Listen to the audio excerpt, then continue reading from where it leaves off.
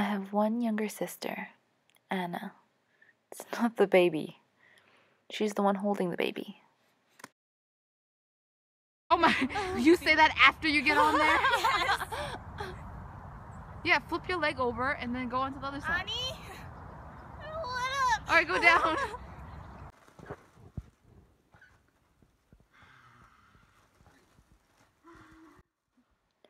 You see, I love her to death. But I don't know what I'd do without her.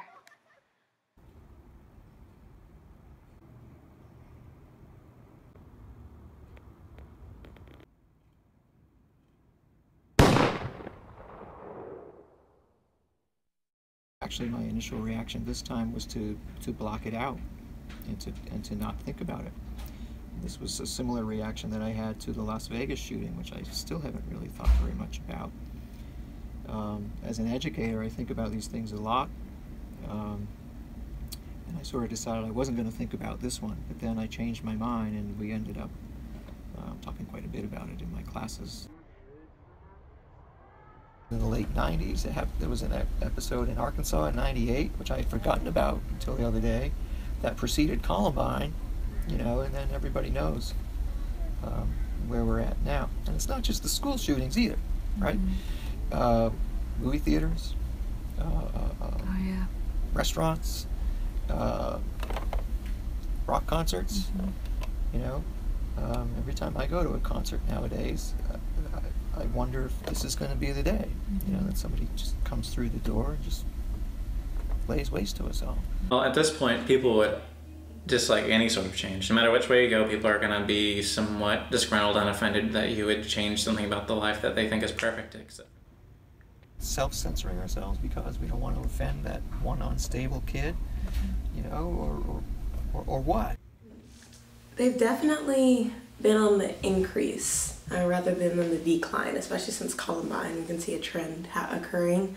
I guess I might be a little bit not as I'm desensitized to it because of things I've gone through. I've lived and grew up in Fort Benjamin Harrison, Indianapolis, Indiana, where the second largest government building was. I've also lived in DC for a little bit, so you have little things that happen, and I remember 9/11.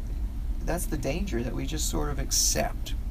And this is where I'm concerned for you all, because I'm old enough to remember how this began, right? So to me, it's a historical problem. Here's when roughly it began, right? And nobody knows how it's going to end, but for people who are in their early 20s or whatever, this is just the world you've always lived in, and so we run this risk of just accepting that this is normal. Mm-hmm. And that's the thing that I reject. That I just can't allow. I can't allow that to happen. I think social media is good in the fact that people can now voice what they're thinking without worries of retribution. So like back in the day, you'd be locked away because you're crazy, or you know, you read too many books, you're isolating yourself.